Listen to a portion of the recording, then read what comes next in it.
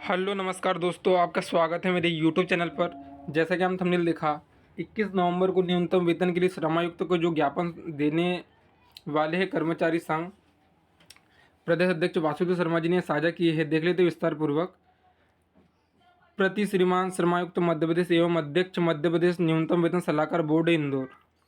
विषय 1 अप्रैल 2024 से लागू किए गए पुनरीक्षित न्यूनतम वेतन में आई वैधानिक रुकावटों को दूर कर बढ़ी हुई दरों का 1 अप्रैल 2024 से सरकारी विभागों में कार्यरत आउटसोर्स अस्थायी अंशकालीन अस्थायी कर्मचारी ठेका श्रमिकों एवं एरियर सहित तुरंत भुगतान करवाए जाने एवं अंशकालीन कर्मचारियों तथा पंचायतों के चौकीदार भृत्य पंप ऑपरेटर भृत्य योग प्रशिक्षुओं को न्यूनतम वेतन दिलाए जाने के संबंध में महोदय, आल डिपार्टमेंट आउटसोर्स अस्थायी अंशकालीन एवं ग्राम पंचायत कर्मचारी संयुक्त मोर्चा मध्य प्रदेश की ओर से आपका ध्यान 1 अप्रैल 2024 से लागू की गई पुनरीक्षित न्यूनतम वेतन में आई वैधानिक रुकावटों की ओर दिलाना चाहता हूँ, जिस कारण मध्य प्रदेश के सरकारी विभागों में कार्यरत आउटसोर्स अस्थायी कर्मचारियों श्रमिकों को अकुशल को 1625, अर्धकुशल को 1764, कुशल को 2109 एवं अति कुशल को 2434 रुपये महीने का आर्थिक नुकसान हो रहा है।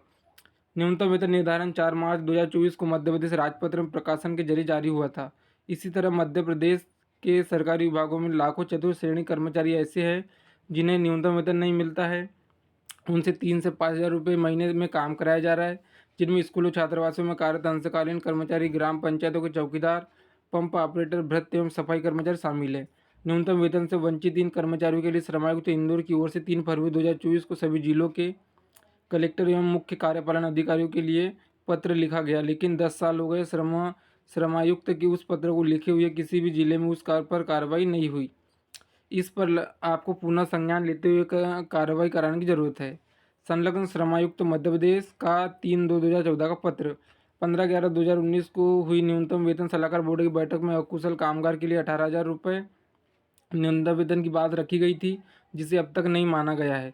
15/11/2019 की बैठक में अध्यक्ष के तौर पर मौजूद खुद श्रमायुक्त ने मूल वेतन के साथ प्रभावशील महंगाई भत्ते को जोड़कर उस पर 25% की वृद्धि का नया मूल वेतन निर्धारण का प्रस्ताव रखा, जिस पर मध्य प्रदेश शासन को भेजा गया था। शासन स्तर पर 4 वर्ष तक इसे लंबित रखा। 1 अप्रैल 2024 को हुआ न्यूनतम वेतन निर्धारण भी उस प्रस्ताव के अनुसार नहीं हुआ, जिससे भी कामगारों कर्मचारी वर्गों को आर्थिक नुकसान हुआ। न्यूनतम वेतन निर्धारण में किए गए विलंब के खिलाफ हमारे संगठन ने न्यूनतम वेतन में वृद्धि की मांग को लेकर जनवरी 2023 से राजधानी भोपाल एवं जिला स्तर पर कई प्रभावशाली धरने प्रदर्शन किए, जिनमें पूर्व मुख्यमंत्री कमलनाथ सहित दर्जनों पूर्व मंत्री विधायकों ने न्यूनतम वेतन के मुद्दे पर चल रहे आंदोलन का समर्थन किया। नवंबर 2023 में विधानसभा चुनाव थे, इसलिए कामगार कर्मचारी वर्ग के असंतोष से बचने के लिए न्यूनतम वेतन पुनरीक्षण की प्रक्रिया शुरू कर अक्टूबर 2023 में नई दरें प्रस्तावित की गई, जिन्हें अप्रैल 2024 से लागू किया गया। इस तरह 10 साल बाद मिली बढ़े हुए न्यूनतम वेतन की खुशी 1 महीने में गायब हो गई। यहाँ तक कि जिन कामगारों को 1 महीने बढ़ा हुआ वेतन मिला, उनसे वापस लिया गया। न्यूनतम वेतन बढ़ाकर कम करने का यह फैसला ऐसा मामला है जिससे कामगार कर्मचारी वर्ग के लिए काम करने वाला कोई भी संगठन, कामगार नेता संतुष्ट नहीं है और अपने अपने स्तर पर कानूनी रुकावटों को दूर कराने के लिए प्रयासरत है। माननीय न्यायालय ने श्रमायुक्त मध्य प्रदेश को सभी प्रभावित पक्षों से बातचीत कर 2 महीने में पक्ष रखने के निर्देश दिए। 4 महीने गुजर गए, लेकिन अभी तक माननीय न्यायालय में श्रमायुक्त मध्य प्रदेश की ओर से पक्ष नहीं रखा गया। न्यूनतम वेतन के मामले पर श्रमायुक्त मध्य प्रदेश, श्रम विभाग, मध्य प्रदेश शासन एवं मध्य प्रदेश सरकार की चुप्पी से लाखों कामगार कर्मचारी वर्ग में असंतोष बढ़ रहा है।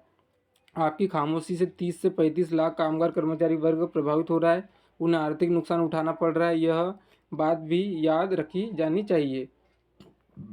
महोदय, आल डिपार्टमेंट आउटसोर्स अस्थायी अंशकालीन एवं ग्राम पंचायत कर्मचारी संयुक्त मोर्चा मध्य प्रदेश आपसे मांग करता है कि न्यूनतम वेतन निर्धारण में हुई तमाम वैधानिक गलतियों को तुरंत दुरुस्त करते हुए 15/11/2019 को हुई न्यूनतम वेतन सलाहकार बोर्ड की बैठक की अनुशंसा के आधार पर न्यूनतम वेतन का निर्धारण किया जाए तथा कानूनी रुकावटों को दूर कराने के लिए माननीय उच्च न्यायालय में कामगार कर्मचारी वर्ग के हितों की पैरवी कर वैधानिक रुकावटों को दूर 1 अप्रैल 2024 से एरियर सहित न्यूनतम वेतन का भुगतान कराया जाए। साथ ही ग्राम पंचायतों के चौकीदार, भृत्य पंप ऑपरेटर, सफाई कर्मी, स्कूलों, छात्रावासों के अंशकालीन कर्मचारियों को भी 3 फरवरी 2024 के समाप्त के पत्र के अनुसार न्यूनतम वेतन दिलाया जाए।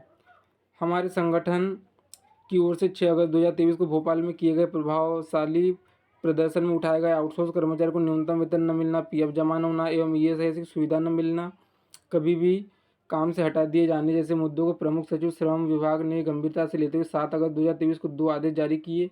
सभी विभाग प्रमुखों, कलेक्टरों, विभागाध्यक्षों के नाम जारी निर्देश में कहा गया था कि प्रदेश में कार्यरत आउटसोर्स अस्थायी कर्मचारियों को श्रम कानूनों का लाभ दिलाया जाए एवं उसी ठेकेदार को कर्मचारी लिया जाए जिसका श्रम विभाग में पंजीयन हो एवं ठेकेदार के पास श्रम विभाग का लाइसेंस हो। स्वास्थ्य एवं चिकित्सा विभाग, शिक्षा विभाग, आदिम जाति कल्याण विभाग सहित ज़्यादातर विभागों में ऐसी आउटसोर्स एजेंसियां काम कर रही है जिनका श्रम विभाग में पंजीयन नहीं है और वे कर्मचारी के न्यूनतम वेतन एवं पीएफ में बड़े स्तर पर चोरी कर रही है। इनकी जांच कराई जाए तथा कर्मचारी को नियुक्ति दिनांक से न्यूनतम वेतन के अनुसार वेतन भुगतान एवं पीएफ जमा कराया जाए।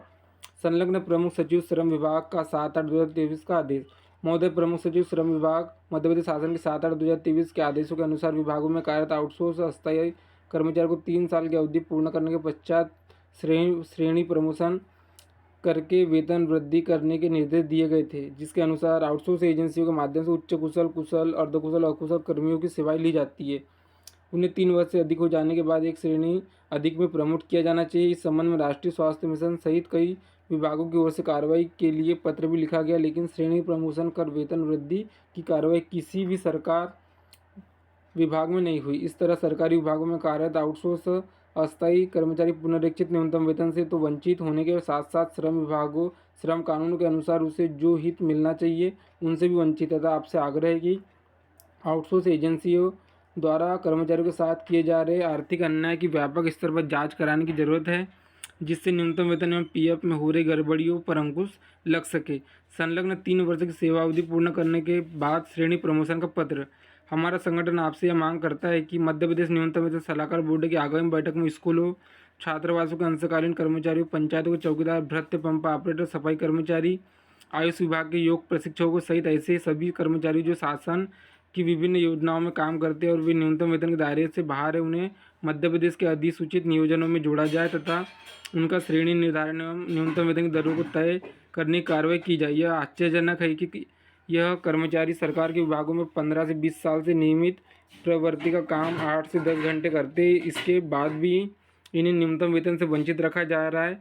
श्रम विभाग ने भी अभी तक इनके बारे में कभी खुद से किसी तरह की पहल नहीं की, यह भी चिंताजनक स्थिति है।